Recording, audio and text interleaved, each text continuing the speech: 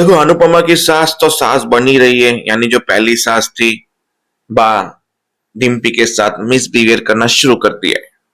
क्योंकि डिम्पी जो है वो पकौड़ियाँ खा रही थी, तालियां मार रही थी, खुश हो रही थी बहुत। जब मोहल्ले के 4 लोग आके हम बोल के गए कि तुम्हारी बहू को, मरे हुए बेटे को कितने दिन नहीं हुए, और देखो मजे से लोगों से बातें कर रही है, तालियां मार रही है, पकौड़ियाँ खा रही हैं। कंट्रोल करो, वरना इस जैसी औरतें नाम डुबाने में देर नहीं करती है। अब अब्बा ने बीच बाजार में सबके सामने उसकी पकौड़ियाँ फेंक के उसका हाथ पकड़ के घसीटते हुए घर पे लेके गई। खैर छोड़ो, हम सस्पेंस की पहले बात कर लेते हैं। सस्पेंस में हमारी अनुपमा पहुंचेगी और डिम्पी को लेगी, बोला जीना सीखना होगा, जीना होगा तुम्हें। उसे मोटिवेट करेगी, जिसको देख के पाखी दुखी होगी, रो रही होगी, अधिक को बोलेगी तुम्हें भी डिम्पी की चिंता है, पर मेरी चिंता किसी को नहीं है। और रोते हुए पाखी को छोड़ अधिक रूम से बाहर आएगा। जहां पाखी रो रही होगी तो वहां ही हमारी मालती देवी पाखी के पास पहुंचेगी, उसकी हिम्मत बन के। देखो, गेम में कुछ चेंजेस तो है, बताता हूँ। आज के एपिसोड में अनुपमा सोती रहेगी, उठेगी अनुपमा, मतलब अनुज उसको देख रहा होगा, फिर दोनों के बीच में प्यार भरी बातें, फिर अनुपमा का सॉरी बोलना कि मैंने गुस्से में आके, ना समझी में आके, बेटे के गम में पता नहीं आपको क्या क्या बोल दिया, ये वो, आपने मेरी इतनी मदद की, ये वो। बोला अभी तो इंटरव्यू के लिए लोगों की लाइन लगी हुई है कि तुम्हारा इंटरव्यू लेना है, तुम छाई हुई हो पेपर में। बोला मैंने ये काम इसके लिए नहीं किया कि सब कुछ पेपर में हो, मैं बड़ी वो बनूं, मुझे किसी को कोई इंटरव्यू नहीं देना।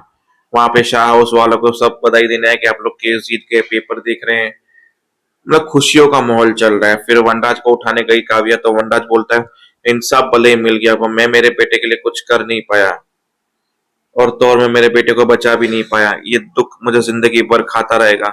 ऐसे करके पेपर को गले लगा के सो गया। उसे बाहर निकलने में टाइम लगेगा। तोशु थोड़ी सी फिक्र कर रहा था, वहां पे बा ने वापस उसको ताना मारना शुरू कर दिया, तो बाप की फिक्र मत कर। तोशु गुस्से में वहां से चला गया। फिर वहां पे शाह हाउस में सब लोग आए।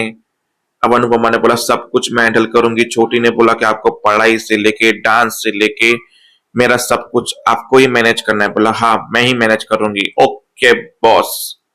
फिर वहां पे अनुज ने अनुपमा के लिए ब्रेकफास्ट बनाया था बहुत सारा, सब लोगों ने मिलके खाया। जहां मालती देवी रसोई में पहुंच के बोली कि वो घर की बहू है, उसे बनाना चाहिए था ब्रेकफास्ट तुम्हारे लिए, तुम उसके लिए बना रहे हो क्यों? बोला वो मेरे लिए बनाया, मैं उसके लिए बनाऊं। मेरी माँ ने मुझे सिखाया कि आत्मनिर्भर बनना चाहिए और वो सब चीजें आनी चाहिए जो एक औरत काम कर सकती है, इसके लिए मैं हर चीज बनाता हूँ। जरूरी नहीं है कि औरत ही मर्द के लिए सब कुछ बनाए, कभी कभी मर्दों को भी औरत को स्पेशल फील करवाना चाहिए। बरोबर के जवाब दिए। बोला ये मेरा बेटा ही नहीं रहा, गुलाम बनता जा रहा है। फिर वही बरखा पीछे से आती है, बोलती ट्रू, मैंने तो कहा था, पर आप ट्राई करते रहिए ताकि आपको भी पता चल जाए कि आपका यहाँ पे कुछ नहीं हो सकता, यहाँ पे सब कुछ अनुपमा का ही है। तो देखो अनुपमा तो अब ठीक भी हो गई है और अच्छी भी हो गई है, इंसाफ भी मिल चुका है, तो अनुपमा अपने परिवार पर ध्यान देगी। पर अब ये मालती देवी क्या क्या करेगी वो आने वाला वक्त वक्त बताएगा।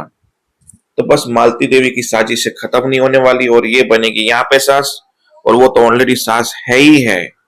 तो देखते हैं इन दो सास के बीच में ये परिवार शाह हाउस से अलग कैसे होगा, क्योंकि मालती देवी का कहना है कि अनुपमा शाह हाउस में नहीं जानी चाहिए, वनराज उसका एक पति है, छोड़ने के बाद मायका हट जाना चाहिए, ससुराल कभी मायका नहीं बन सकता है। ये अनुपमा को सीखना होगा, समझना होगा, और मेरे बेटे को भी। शाह हाउस से हमारा कोई लेना देना नहीं है, हम उनकी मदद नहीं करेंगे। तो ये चीज तो वैसे अनुज को अच्छी लगेगी, क्योंकि अनुज को पहले से ही अनुपमा का शाह हाउस के लिए घिसना पसंद नहीं है।